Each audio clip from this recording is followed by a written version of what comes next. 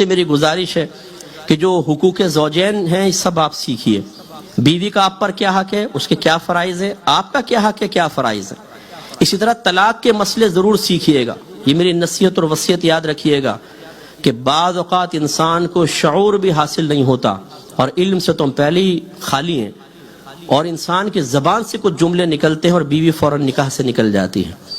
اس کے بعد لڑائی جھگڑے میں آپ کے بعد ہم صلح تو کر لیتے ہیں، لیکن اب صلح نکاح کے بغیر ممکن نہ تھی، لیکن ہمیں نہیں پتا تھا اور ہم ساتھ رہنے لگے. تو پھر یاد رکھیں بغیر نکاح کے ساتھ رہیں گے اور جو آگے گناہ ہوگا وہ الامان والحفیظ.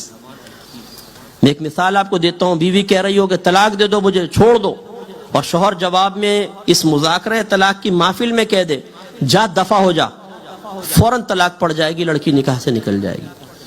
لیکن یہ ہمیشہ نہیں ہوتا کہ جب بھی کہیں گے جا دفع ہو جائے گی. اس کے لیے ذرا ایک ماحول چاہیے. جیسے میں نے بتایا عورت مطالبہ کر رہی ہو، اس کے جواب میں انسان کہے گا فوراً نکاح ٹوٹ جائے گا، نیت ہو یا نہ ہو، کیونکہ یہاں مذاکرہ طلاق ہی نیت کے قائم مقام ہے.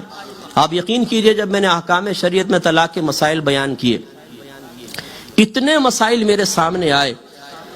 ایک مسئلہ تو ایسا آیا کہ 20 سال پہلے شوہر نے طلاق دی تھی، 20 سال پہلے، اور ان کو پتہ نہیں تھا. مثلا لڑکی نے مجھے کہا کہ میرے شوہر نے 3 طلاقیں دی. میں نے کہا تم نے تو طلاق دے دی ہے، زبان سے طلاق دی. تو شوہر نے کہا کہ ارے بے وقوف، زبان سے طلاق کوئی ہوتی ہے، لکھ کر ہوتی ہے. تو کہنے لگے میں بھی جاہل، شوہر بھی جاہل، ہم ساتھ رہ رہے ہیں 20 سال ہو گئے ہیں، کتنی اس دوران بچے پیدا ہوئے ہیں. آج مفتی صاحب پتہ چلا ہے کہ لکھنے کے بعد کا زبان سے طلاق دینا اصل ہے، لکھنا تو اس کا قائم مقام ہوتا. تو اب میں علیحدہ ہوئی ہوں. ایسی ایک شخص نے پوچھا کہ جی وہ میں نے اپنی بیوی کو طلاق دی تو میری ماں رونے لگی کہ یہ تو نے کیا کر دیا، بہو کو طلاق دے دی. تو میرے ابا جان آ گئے. ابا جان نے کہا کیا مصیبت آ گئی؟ تو میری امی نے کہا کہ ارے بیٹے نے طلاق دے دی ہے. تو ابا جان نے پوچھا کیسے دی ہے؟ تو کہا کہ یوں کہا ہے میں نے اس کو طلاق دی، میں نے اس کو طلاق دی. تو کہنے لگا میرے ابا جان نے کہا اس طرح کوئی طلاق ہوتی ہے؟ دیکھو میں دے کے بتاتا ہوں. کہنے لگا اپنی بیوی کا تجھے میں نے طلاق دی اور کہنے لگے بتا کچھ ہوا؟ یعنی وہ بابا جی سمجھ رہے تھے کہ میں نے تو طلاق دی، بم پھٹے گا، سب چھت وت گرے گی، پھر دوبارہ طلاق دیں گے، دیواریں ہلیں گی، پھر کچھ ہوگا. وہ بہو تو گئی تھی، اپنی بیوی بھی گئی ہاتھ سے. یہ جہالت کا نتیجہ ہے. ایسے ہی ایک لڑکے نے 3 طلاقیں دی. وہ لڑکی نے مجھے بتایا کہ مفتی صاحب میری ساس کسی مولوی صاحب کے پاس چلی گئی، اور میں آپ سب سے گزارش کرتا ہوں کہ دیکھیں داڑھی رکھنا سنت واجبہ ہے، ضرور رکھیے. اور یہ مت سوچئے کہ جی مجھے علم نہیں ہے تو داڑھی رکھنے کا کیا فائدہ. آپ داڑھی رکھیں، لیکن کبھی بھی کوئی آپ سے مسئلہ معلوم کرے، اگر نہیں آتا اس میں شرم کی کوئی بات نہیں ہے. آپ کہیں کہ مجھے معلوم نہیں. اللہ کرم ہے کہ ہم بھی شرم نہیں کریں گے. اگر ہمیں مسئلہ معلوم نہیں، ہم کہیں گے ہم دیکھ کے بتا دیں گے، ہمیں معلوم نہیں ہے. یہ ایک عالم کی شان ہوتی ہے، یہ کوئی مطلب نکمہ پن نہیں ہے. امام مالک رحمۃ اللہ علیہ کے شاگرد کہتے ہیں کہ جو امام مالک نے سوالات کے جواب میں لا ادری فرمایا، اگر ہم ان اقوال کو جمع کر دیں تو کئی رجسٹر بن جائیں گے. لا ادری مینز میں نہیں جانتا.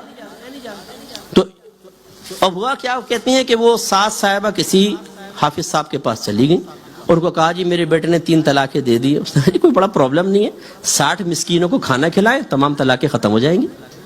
کہنے لگی میری ساس نے کھانا کھلایا، ہمارے گھر آ کے کہا ہم نے مولوی صاحب سے معلوم کر لیا ہے، بیٹی کو بھیج دو. کہنے لگی میں چلی گئی اور آج تک گھر میں زنا ہو رہا ہے.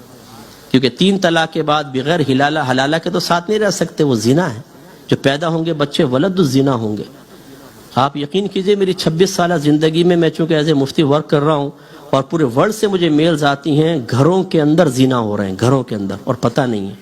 میں آپ سے گزارش کرتا ہوں ایک تو اپنا محاسبہ کر لیں، دوسرا اپنے بچوں کی فکر کریں. اگر آپ نے اپنے بیٹے بیٹی کو مسئلہ نہیں سکھایا اور سنجیدگی اختیار نہیں کی تو اللہ نہ کرے، میں دعا کرتا ہوں کہ ایسا کبھی نہ ہو، لیکن آپ کے اس بات کو پسند کریں گے کہ آپ کی بیٹی کم علمی میں زنا کرتی رہے نادانستہ طور پر، یا آپ کا بیٹا ایک زانی کی زندگی گزارے؟ یقیناً پسند نہیں کریں گے. لیکن یہ یاد رکھیں کہ جس نے نبی کریم صلی اللہ علیہ وسلم کے احکام کو معمولی سمجھ کے پس پش پھینکا، وہ اس قسم کی مصیبتوں میں گرفتار ہو ہی جاتا ہے. اس کے بعد پھر گناہوں کی معرفت. یہ 3 چیزیں آپ کو حاصل کرنی ہیں: عقیدے کا علم، احکام شرعیہ عملیہ